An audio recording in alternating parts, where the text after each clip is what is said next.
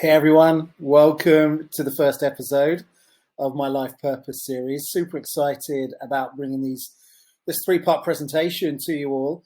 Just before we get started, I wanted just to let you know this is actually a recording that I'm streaming live. Number one reason for that is tech is notorious for messing about. So I wanted to make sure that what I was offering was going to be stable and can get out to you. Second thing, which is really useful, is that I can also be replying to any comments and say hello to you, so I don't have to do that in the beginning, right? And if you have any questions, I can reply real time to you guys. So it's like having two versions of me accessing it at the same time. Right, let's get down to business. So I chose this first topic and I called it Who Wants Change? Because right now, the world sorely needs some big shifts going on in the world. Let's just really pay attention to the fact that there is a lot going on and things are in a pretty dire state on pretty much every level. And I've just picked out a handful of some major aspects. We've got the cost of living. Obviously, we've got war. We've got suicide, mental health, not just for men, but it's such a big deal right now.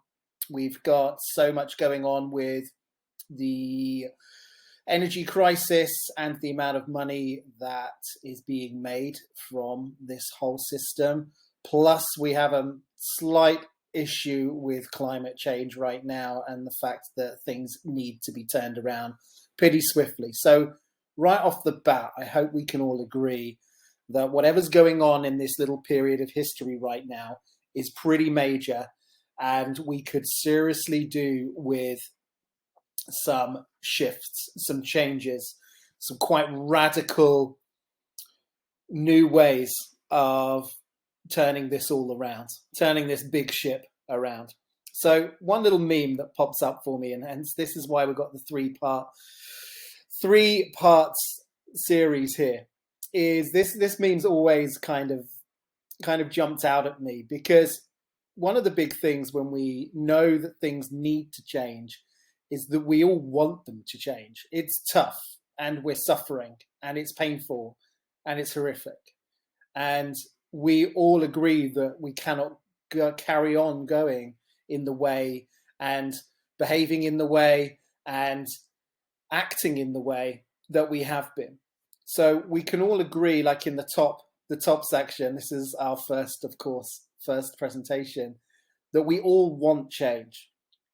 Now, the key with the second and the third is that when we want change, quite often we want it to be changed outside of ourselves. We want it to be the ones who seem to have created all of this heartache and pain to be the ones who shift it, whether it's our governments, whether it's the energy guys, the oil, the gas guys, whoever it is, the financial systems, whoever it is, we tend to look outside of ourselves and we tend to look at wanting them to change. If we get a different government in who will do things differently, then we will get the change we want.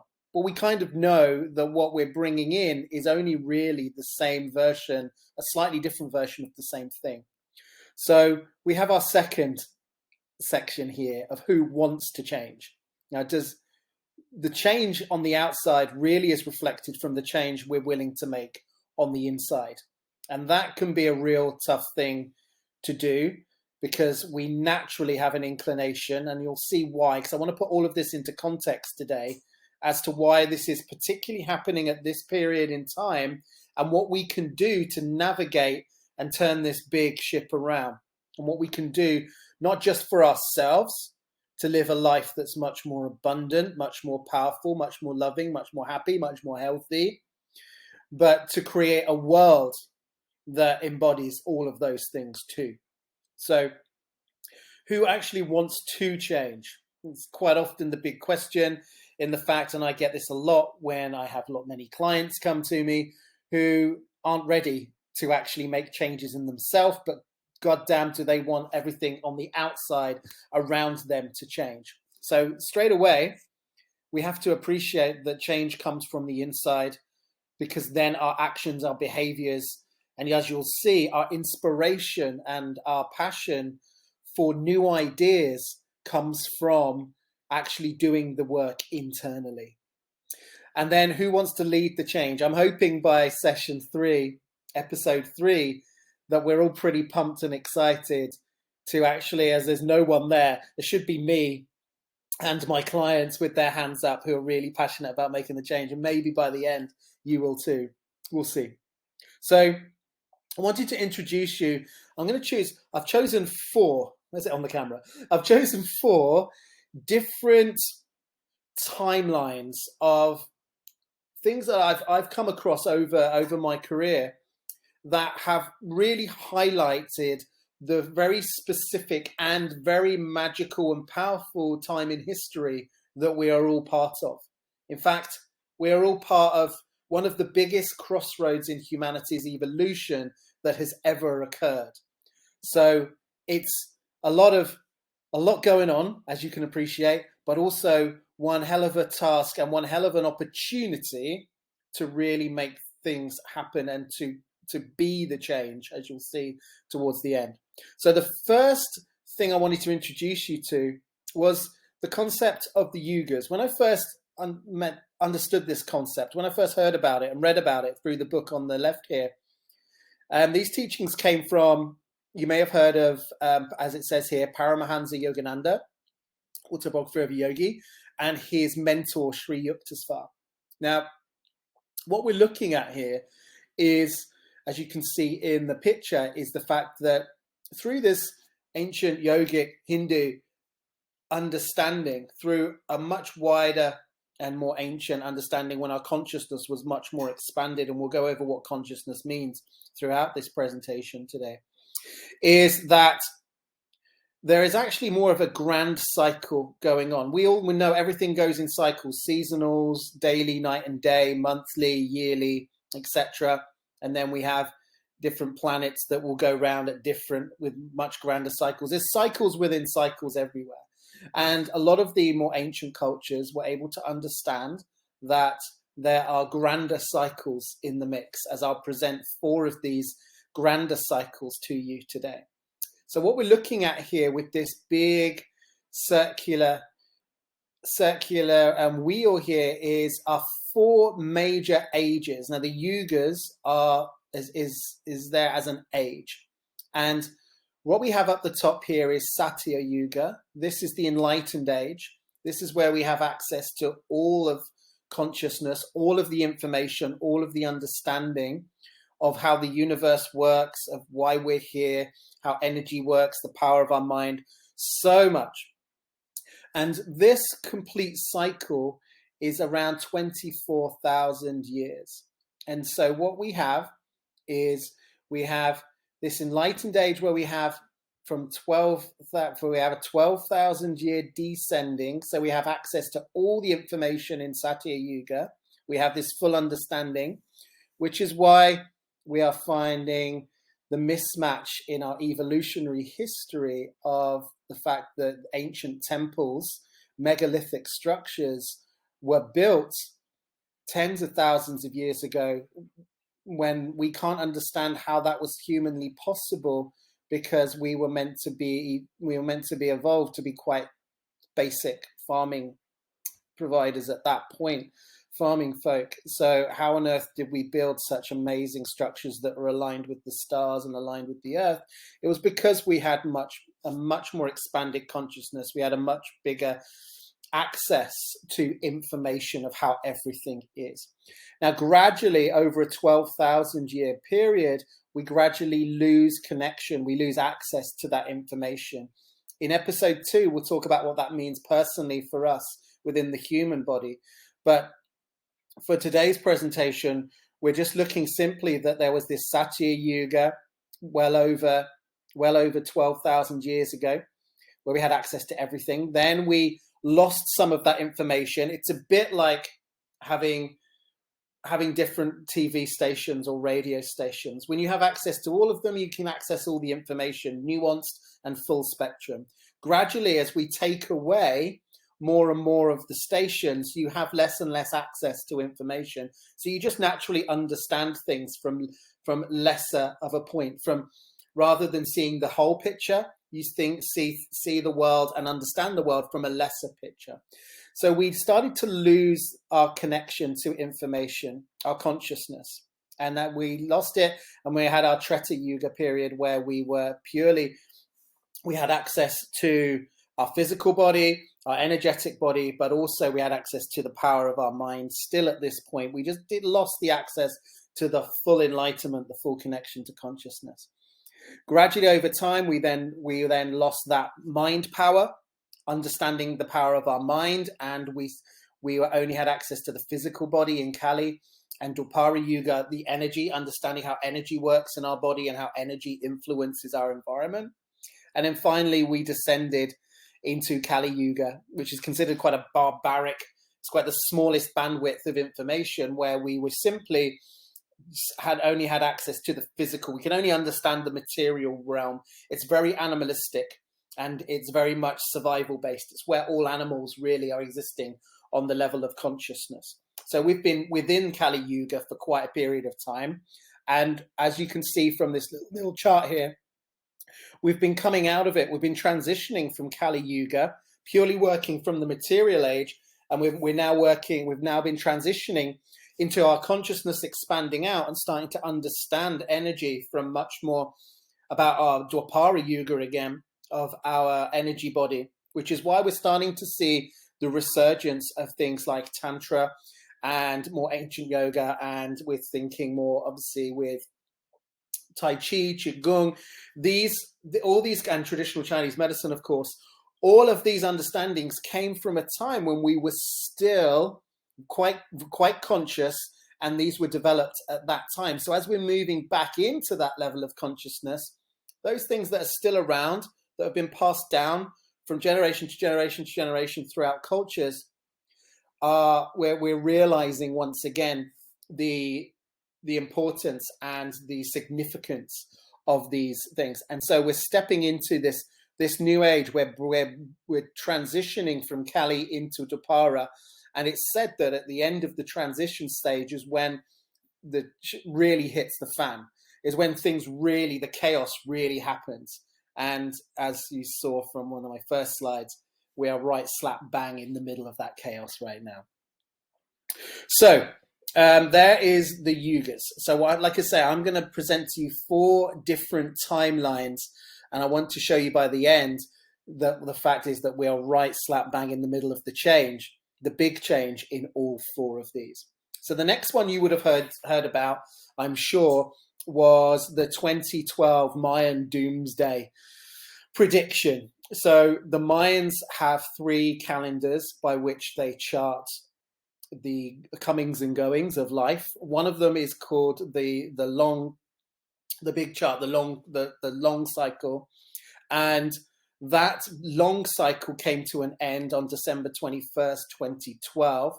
It was the end of one big age, one grand cycle, and therefore the start of another. That was, of course, interpreted as the end of the world. Really, it wasn't. It was the end of one big period of time, and it was the start of a new period of time. In fact, it completely resets the calendar. So it's as if this new period of time, everything resets to 0 and we start again, which makes me think, back in the day, potentially, and this has always been a thought of mine, is that when such big occurrences happen at a certain period in time, and let's look at the birth of Jesus, then globally, we look back a couple of hundred years beyond that and go, wow, that was so significant. That was such a big end of one era and the start of another.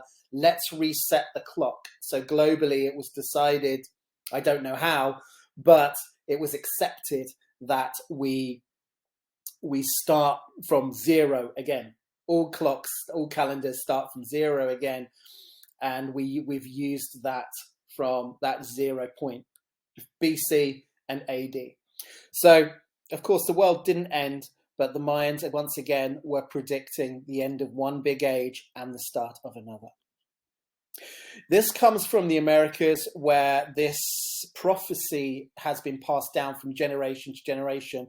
And it's a very similar story across the whole of the Americas. Slightly different terminology and description, but essentially the same message. And the message is that at one point in time, the condor and the eagle flew together in the sky, that there were condor and eagle people, more masculine type people, and more feminine type people. And that's not from gender specific.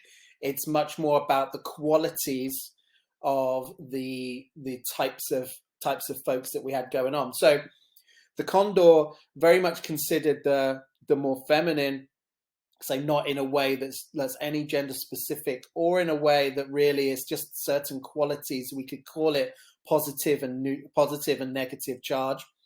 Is that the condor people were worked from their heart, very heartfelt, very connected spiritually. So they're still very connected to how everything is and how everything works.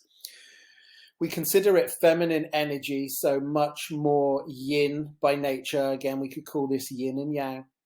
They were very much connected with the earth, the indigenous cultures, and understood that we have a big connection to our earth, that we have a symbiotic relationship to the earth, and really raping and pillaging and plundering the earth to take all of her resources away for our own gain really is not the best way to be working together in this world. And then we look at our climate issue and we look at the destruction that we've caused.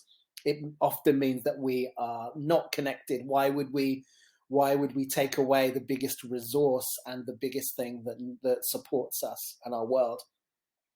And then we have the eagle people, which are much more mind-based. They're much more, it's privilege. It's about getting what you need. We call it masculine energy, yang energy, going out and doing, rather than feminine energy, receiving, taking energy in. Much more about material wealth. And none of these things, either side, are good or bad things. They're just ways to describe the polarity between these two types of energies. And in episode 2, we'll go more in depth as to what this means. And it's considered much more of a civilized culture because it's much more, it has structure and it has rules and it has regulations, which are all very yang qualities. And the prophecy says that at one point in history, this was very balanced. The energies within people were very balanced. And at some point in history, and we'll talk about the kind of timings of that, which is called Pachacutes, a 500-year period, that around about the 1500s, that the eagle and the condor people would separate. In fact, the eagle people would drive the condor people into near destruction, would wipe out the condor people, and the eagle people would be much more dominant, and the way they worked would become, like all the qualities of that right hand side would become dominant in the world, which of course we've seen. And the prophecy goes on to say that in the following Pachacutes, so 500 years later, so around about the year 2000, that there will be an opportunity for the eagle and the condor people to move back towards more balance, for the condor people to make the steps and the reintegration back into our society. And we are starting to see that, but it's not a definite. It's more of a possibility, but we are seeing that happen because we need to see it happen right now. And we're starting to find that at this point in time, we are finding that, of course, just purely working from this right-hand side, this yang side, this eagle side of all of us, has got us into a right pickle in the world.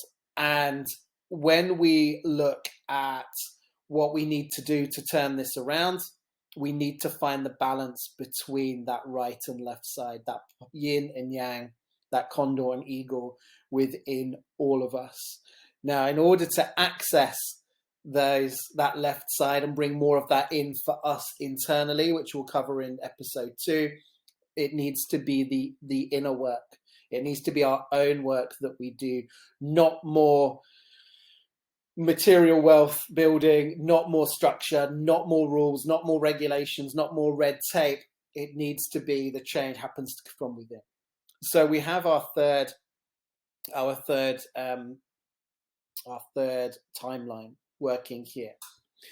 Then we come on to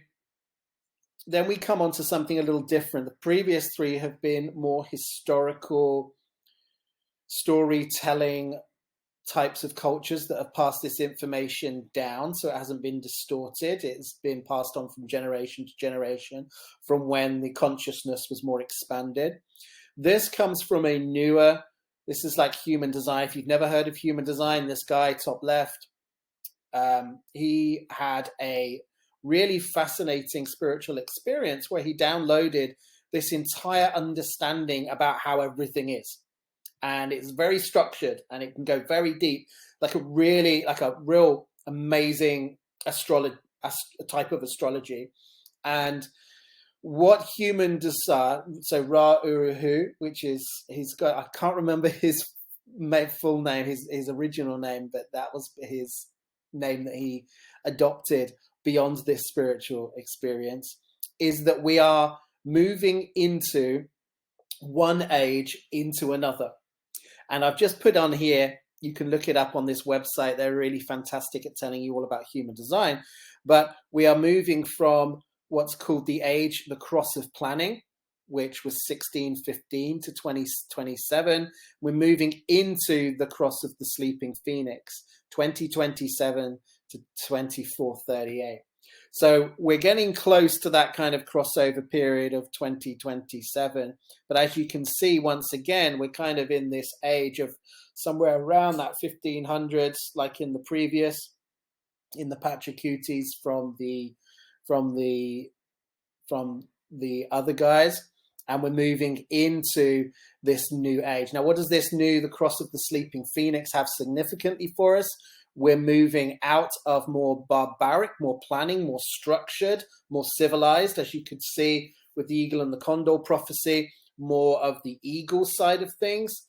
And we're moving and transitioning into the cross of the sleeping phoenix. What does that mean? That means we're moving into, actually, rather than being cogs in a machine, which in Kali Yuga, survival is the number one thing.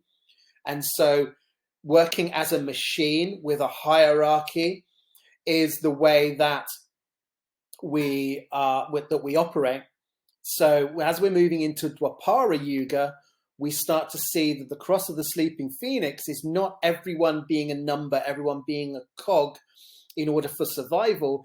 It's starting to unleash and realize your individual nature, your uniqueness, and bringing that uniqueness to the surface in order to create the change that we need to see in the world today. Because it's only through brand new ideas, not same ideas on the same old theme, or a slightly different twist on the same old theme, brand new ideas that can only come from a different level of consciousness, where we can actually receive the information on a different level, where we can see things from a bigger level and be able to actually see the change that's required, rather than, like I say, just a recurring same old theme.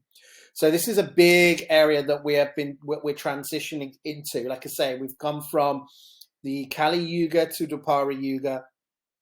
We've moved from, as we're going to see, as we've seen, the end of the big Mayan cycle into the next big cycle, the next big era. And we're moving more into more balanced condor and eagle energy, more yin and yang energy. And here is, with human design, a little bit more structure and a little bit more detail around what that looks like. And of course, you can have a very individual chart done that can go very in depth for you personally as well. So I just wanted to finish off. This is obviously our fourth area, that, as you can see, these different ages have been plotted on this chart here, and we are right down here. So there's been many ages and many shifts in time. Cross of consciousness was before this one that we're in right now, the cross of planning, and we're moving into the cross of the sleeping phoenix.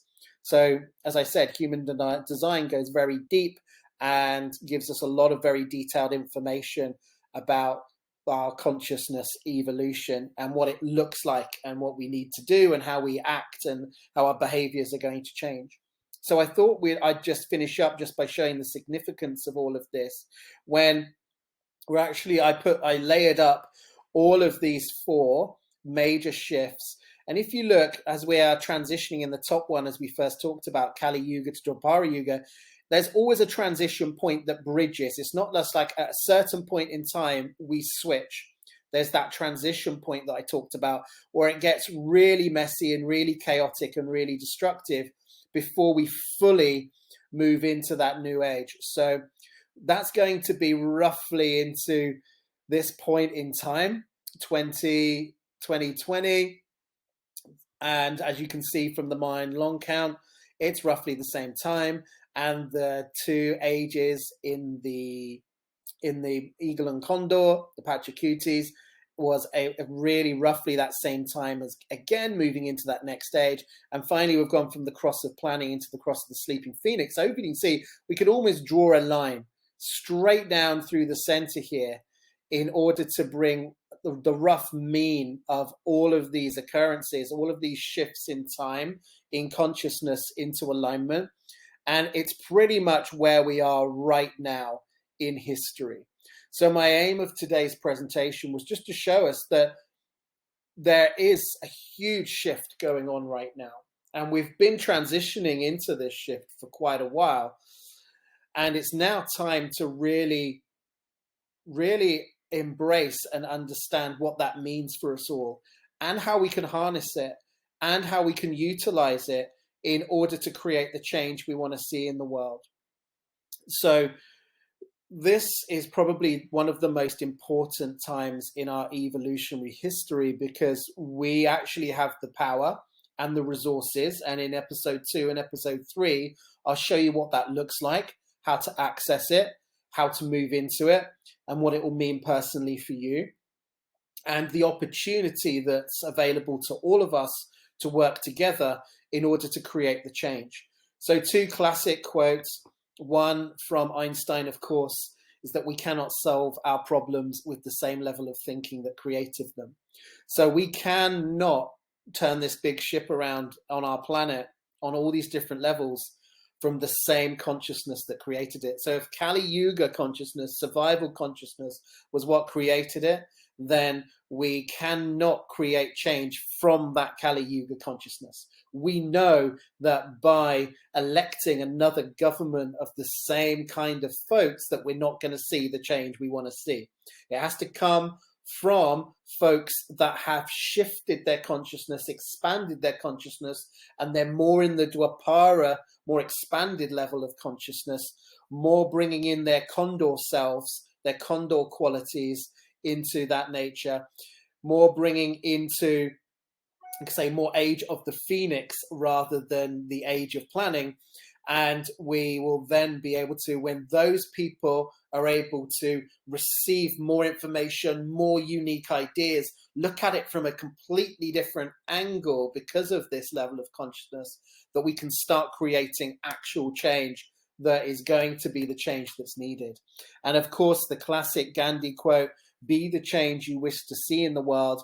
This brings us right back to the second slide, where we saw all of that crazy stuff that's going on in the world with war and climate and financial and health and mental and so much energy that, as I said, we all want that change. We all wish it would happen, but essentially we need to be the change. It has to happen internally. And what I want to offer in these next 2 episodes is the opportunity to see and navigate how that is possible, to get really super excited about what that means for each of us individually and collectively. Because when we pull together, when we make that shift, when we expand that consciousness and start to receive these amazing new ideas and these different trains of thought, when we work together on this, and more people start working from this new place, what we're going to start to find is we can create some immense change. And it's not coming from trying to take down whatever we see is the problem, the government, the Illuminati, the hierarchy, the patriarchy. It's not going to come from trying to change the outside. It's going to come from what stirs up, as we said, in the cross of the sleeping phoenix, your uniqueness coming to the surface. It's like all of a sudden realizing you've been walking around on this earth as Clark Kent, and then when we make the shift, suddenly we realize we have these superpowers and we're Superman. Then if all of us could wake up, if all of us could have this realization and we could access these superpowers, these new ways of thinking and our uniqueness, and we pull together as a band of people like Avengers assembling, the change that we can create is absolutely colossal. So I really look forward to presenting episode 2 next week and episode 3 the week after. And please drop me a line about anything here, put in the comments, and I really hope you found that interesting. And I really look forward to presenting episode 2 and 3 because it's a hell of a ride, and I'm really excited about bringing it to you guys.